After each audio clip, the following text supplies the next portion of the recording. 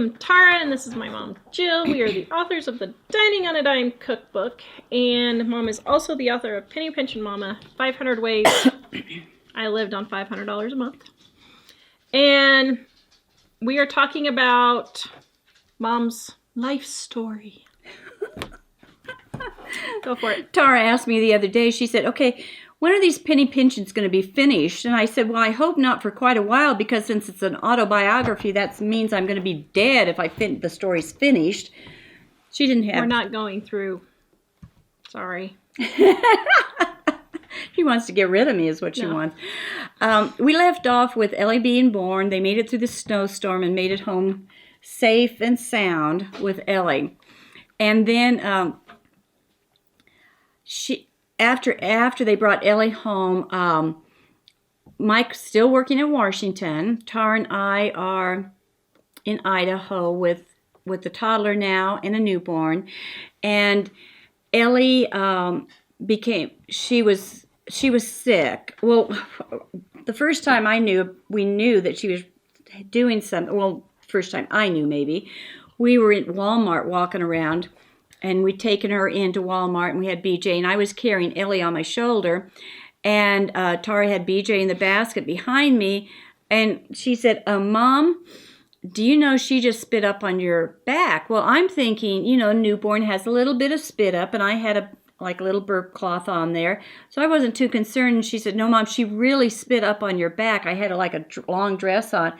She had just saturated the whole back of my dress. And now you've got to realize we're about an hour and a half from home in the town, an hour and a half away doing our grocery shopping and everything. So we had a mess. Tara was trying to wipe me down because that's the only thing I had to wear. And that was the first time that I remember that she was doing this type of, it turned into projectile vomiting is what it was. I didn't know a little baby could shoot that much, that far of vomit. I mean, it was like... She would go at least 6 or 7 feet. Oh, yeah. Tara's living room was small enough that it could almost go to the other side of the room when she would get sick. And that was so... I felt so sorry for the little thing. We could not lay her down. She was throwing up on everything. Tara and I were throwing... We had blankets. We had every towel, every blanket on the couch, on the chairs, on the carpet, everywhere. She'd throw up, and we would take it because it was easier to gather up the towels and the blankets and wash them than to try to clean up the mess from the carpet. I mean, it was just continual throw up, and we would change our outfits sometimes 3-4 times a day. Tara and I would. So at this point now we had 2 babies in diapers. We were changing our clothes that often. Cloth diapers. We were changing our clothes 3 to 4 times a day, gathering up these blankets, these towels, having to wash them all day long. We were doing 5 to 6 loads of laundry a day.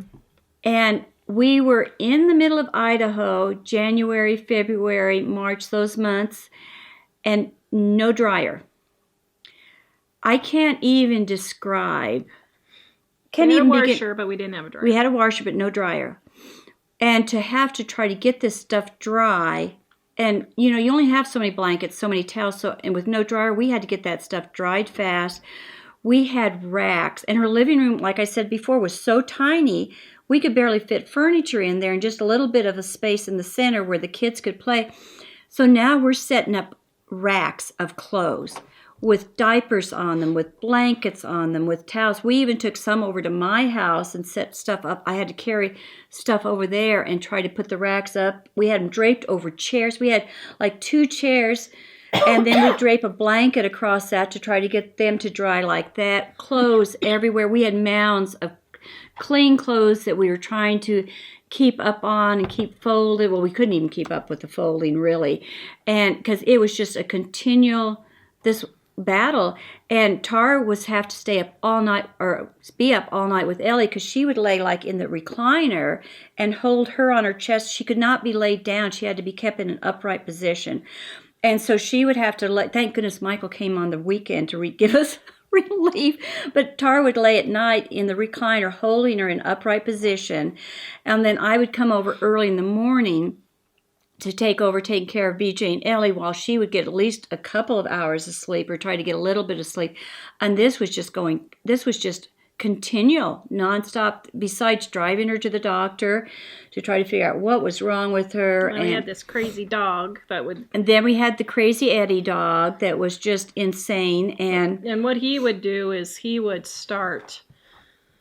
Every night when the sun went down, he would just start panting and panting and panting, and then he would start clawing at everything to try and get out of the house. And so we had this dog that was just running from one end of this tiny house to the other with a toddler and a newborn, and this dog just literally going crazy on top of all of that. So... But, and then we've got BJ who's toddling. We've got to keep him out of the cracks in the clothes and pulling things and doing all this. So you can imagine what Tara and I looked like and felt like at this time. You didn't worry about the makeup. To take a shower, I'm not even sure we had the luxury to take a shower more than a couple of times. I mean, it would just, I guess what I'm laughing about, I hear these new moms say, oh, it's so hard for me to take a shower, but I make sure I take a shower every morning. They do up their hair and these fancy things. I'm thinking, we were barely walking around. But one of the funniest things was one day Tara was, maybe some of you have seen her pictures when she's had her chronic fatigue and she's laying with her hand on the porch, like this. I mean, that's the position she gets in whenever her chronic fatigue is really bad. And she'd gotten in that position and she said, I just can't move. And she said, could I have a cup of tea? And I said, yeah, as soon as I set one of the kids down, I said, I'll go get a cup of tea. I was holding Elly, but I was doing BJ, and I said, I'll go get you a cup of tea. And so here she's laying like this. The clothes are everywhere, mounds of clothes, toys and bouncy things and swings. And we had strollers, double strollers, all in this little area. I mean, the place was a mess. It looked like a laundry factory had thrown up in this house. I mean, it was just a mess. And so I went in to start to do the tea, and somebody knocks at the front door. Of course, we didn't know hardly any people back there. We had no friends. We had no friends. Church, nothing. Nobody to help do anything. We're trying to do the meals ourselves. And hear this knock at the front door. And I go to answer it thinking, who in the world could it be? And I open the door, and it's the gal who's the minister at one of the churches there in town. And she came... I opened it so she could walk in, and Tara had like a little mud room before you actually walked into the living room. And I know she was just so perky. She said, oh, we hear you have a new baby, and we were just wondering if you needed anything and how you all are doing. And she's saying this as she's walking through the mud room into the living room, and she stops when she gets to the living room. I wish I had a camera to get the expression on her face, because she's saying, well, we were just wondering how you're doing. It was like her jaw literally dropped and she just stopped talking. It was like a state of shock. She couldn't believe, because here's Tara, and here's all this chaos. Oh, we just want to know if you're doing okay. And it's like, well, how do you explain it? But it was just priceless. The look on her face, it was like, she'd never seen anything quite like this mess before, and it was kind of rough. And she was sick like that for 6 months, wasn't it? How long? No, it was only like 6 weeks. Oh, 6 weeks? Yeah. It felt like 6 months. Yeah. It really did. No, because she was born in January, and we finally figured it out. Middle of January. We finally figured it out around the first week of, and in the middle of that, we ended up having to put Crazy Eddie to sleep. Yeah, we did put him to sleep then. He was getting to the point where it was dangerous, and we were not gonna put the kids' lives in danger with this rescue dog that could not deal with life. Mm-hmm. So we, in the middle of that, had to put Crazy Eddie down, and we did love him. We felt bad. We did care for him, and we did keep calling the doctor and the nurse, and they kept saying, well, first-time moms, they think that spit up is a lot. And I said, I'm not a first-time mom. I said, this is my second baby. And she is not just spitting up, she is hurling across the room.